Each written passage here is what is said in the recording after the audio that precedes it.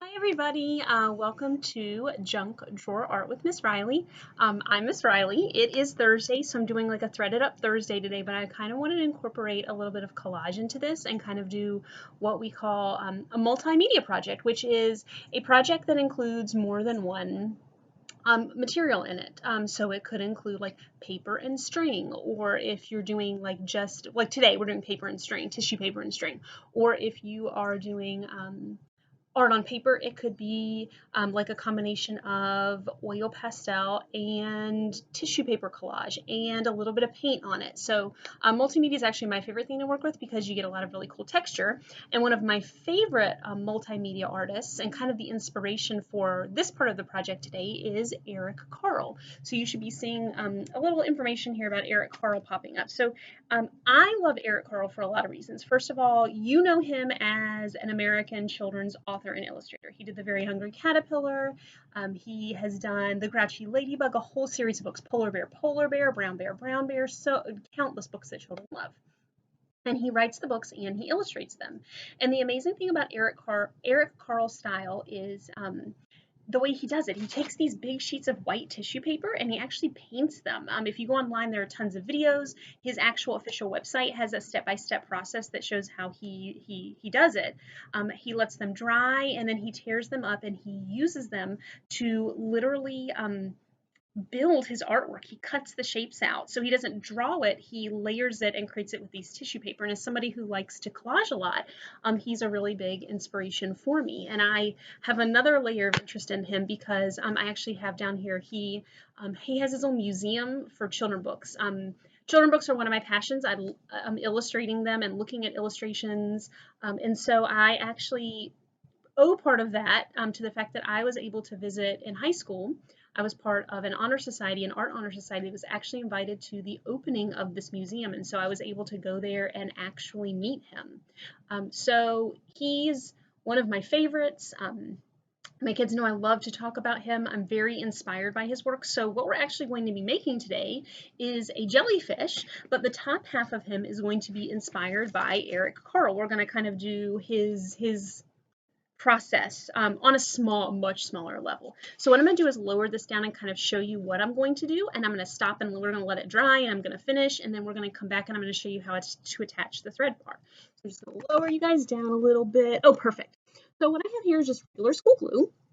This is an old lid for a container. It's just kind of, I keep anything plastic that I have, any containers I keep because they make great palettes and places to put my art medium. So I have some tissue paper here. This is just gift tissue paper that I took out of my closet. And all I'm going to start doing, I have a regular just paper plate. You can use a cheaper paper plate. I actually didn't have any. I just kind of have these nice ones. So that's what I'm going to roll with. And I'm going to start with a circle. And I'm going to start tearing off pieces of this tissue paper. It can be in whatever pattern. You can tear them in strips. You can tear them in kind of circles or squares. I'm just going to dip a paintbrush into this glue and kind of paint a section on the plate and just start sticking this tissue paper down in that spot and painting a little bit of glue over it. And what you're going to start getting is this really, so I'm going to tear off another piece. I'm doing greens and blues just because I'm turning this into a jellyfish. And I really thought the green and the blue would be beautiful. You can do any color you want. I also had a lot of greens and blues because I have a lot of boys in my family. So I have a lot of tissue paper for boys' presents. So I'm just going to start, and you can see as you're layering this tissue paper, it starts to create this beautiful, like translucent effect. It reminds me of a jellyfish where you can see some of the colors bleed through. It's almost like it creates this beautiful, I don't want to say like mosaic look, but almost like a stained glass. That would be a good way to describe it. I like to layer different colors on top of each other. So it looks just very like natural. I try to vary the colors as I go around. Oh, well, there goes my tissue paper. That's what I get for working outside. I'm going to kind of put it down there so it doesn't blow away in my lap. And so what I'm going to do here is I'm just going to keep tearing off pieces, like might do a big piece right there. That's gonna look really nice. And I can layer some more pieces on top of it. Trying to get some glue under it as well as over it. And it kind of acts like almost like a paper mache. And it's gonna just kind of freeze all of this in place. Do a little more dark blue. I think that's what we're missing.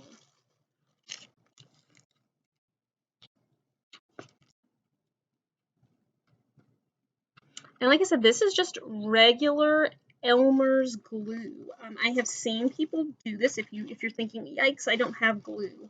I've seen people also do this with, well, it's something you're probably not gonna have on hand, but if you have a mom or a dad who's an artist and they might have some medium, or some gesso in their house, you can do it with that too. But that's not an ingredient you're probably gonna have. All right, I'm gonna put a few more right here, and I think I'm gonna be done. So just keep dipping that brush in and just kind of topping it off, kind of like I'm brushing like a layer of butter on top of it. That's kind of weird, I know. So what I have here is my really nice circle that's filled out, and what I'm gonna do is just kind of swipe my paintbrush through and make sure that everything there's no clumps of glue that are like sticking up. Just kind of brush it kind of flat. And I'm actually just going to leave it out to dry for an hour or two. And then once this is dried, we will come back. And I actually might put some a little further up. You can do it all the way up to the rim is fine. I'm going to leave it like this. I'm going to let it dry, and then we will come back and I will show you how to make your jellyfish tentacles. All right, so I am back to share with you. It's mostly dry. It's dry enough for me to cut into. So here's my dried, super cool Carle inspired collage that I have here. And I told you that when I was done with this, I was going to be turning it into a jellyfish. So here comes the fun part. So what I'm gonna do is take my paper plate. If this was one of the thin paper plates, it would be a lot easier. So it's gonna take me a minute. I broke my big scissors out. So what I'm gonna do is I'm actually going to cut this in half. If you need to take a ruler or something and draw a line down the middle, you can do that. I'm probably just going to try to wing it and cut it in half. So I'm just going to hold it up like this. I'll cut it up from the back. And just literally cut it right down the middle. So what I have are actually 2 jellyfishes. I can turn this into one and this into another. So I'm just going to kind of focus on this guy right now. And so my next step is going to be to add his cute little tentacles. And I'm actually doing this with yarn today. You can do it with different colors. If I had green, I would do green. I only had blue today. But you could kind of, like, based on the colors you're choosing, you could kind of choose like a variety if you want to hang down, like different colors. You can make it look rainbow if you want to. I'm just going to go with the blue to keep it simple. And what I'm going to do here is take my hole punch, and then come along the bottom and punch maybe, I don't know, let's say, I don't want to do too many. I do one about like every, ooh, that was a hard piece. Oh, good grief, there we go. We're going to line at the bottom, maybe about every 2 inches or so. Depending on the size of your plate, it would probably depend on how many holes you're going to have. So what I have at the bottom are my holes that I can thread my tentacles through. So my next step is to take my yarn, and I have 1, 2, 3, 4, 5, 6 different holes. So I'm going to cut 6 strings of yarn. And as I cut the yarn, I want to make sure it's a pretty good length so it will hang down. I got a mess here, good grief. You find the little end. That's going to be kind of difficult. Sometimes if I have a mess on one end, I move to the other end to simplify it. Let's just do that. I'll clean that up later. I'm going to kind of probably get it about the length of my arm. For you, it's going to be a little longer. I actually might do my whole arm right about to here. So I'm holding it in here and I'm measuring all the way to my shoulder. That would probably be a good length for you guys to do too. So I'm going to do 1,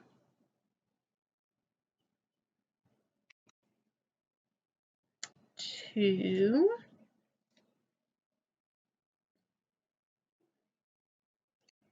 3,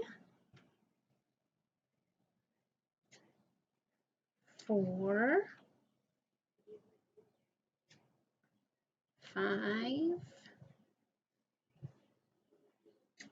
6. So once I have my string, here comes the exciting part.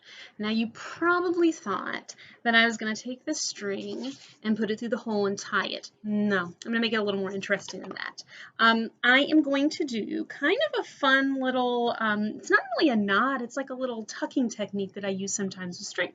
So what I'm going to do is fold my string in half and pinch it up here at the top. So I have it long. I'm going to take my pinched part and push it through. So just a little bit is coming through. I'm going to reach through. So I've got, again, just this little half piece, this pinch part I've pinched through. I'm going to reach my fingers through and grab the long pieces and pull them through. So I don't have to tie anything. I don't have to glue. I'm going to do it a couple more times. I'm going to get really close to show you guys how I did that. A little trick if you don't know how to knot. So I'm going to fold this in half, about as perfectly as I can get it, holding the loop that's right in the middle. Doesn't matter which side really you poke it through, it's going to look good either way. I'm going to poke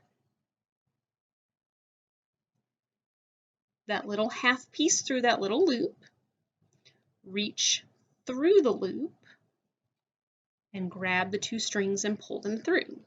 So I'm going to keep doing that over and over again. Like I said, you can choose, push that half through, reach through, grab the 2 long strings, pull them through. You get like this really cute little jellyfish look. Now, what can you do with your jellyfish? You can hang him up in a window. They make a really cool little mobile. You could hang him outside and let the wind blow through him, but please don't leave him out if it rains because all the glue will melt. You can make these tentacles longer if you want to. If you're looking at mine and going, oh no, I want mine way longer, try something longer. If you don't have yarn, you can try to do this, something that looks really cool this way. If you have plastic bags, like from Walmart or Harris Teeter or somewhere, you can cut them into strips, like thin strips, and string them through. Pull that through. So I've got all my knots done. Nice, and I have a cute little jellyfish. Now, as far as his face goes, you have a few choices. You can use markers to draw eyes and a mouth. You can give him my personal favorite, googly eyes, and all I'm going to do in that case is same glue I just used. I'm just going to put 2 dots. 1, 2, 2 little glue dots. I always hold mine for just a minute to give it a little. If they're crooked, it's okay. He's a jellyfish. He really doesn't have eyes anyway. So now I have a cute little jelly that I can put up on my wall or hang in my window or just have a friend to play with. Maybe I'll hang out with him if I'm feeling lonely later. So I hope today you can have a little fun with some things you have around the house, do a little mixed media project, and create a super cool Eric Carle inspired jellyfish with some thread. Please share your pictures or your videos with me. You can share them with me on Class Dojo if you're an Oak Course student. You can share them with me on Facebook if you're my friend, or on Instagram or Twitter at CSRileyTeach. I hope you guys have a great Thursday, and I will see you tomorrow for Fun Friday. Bye!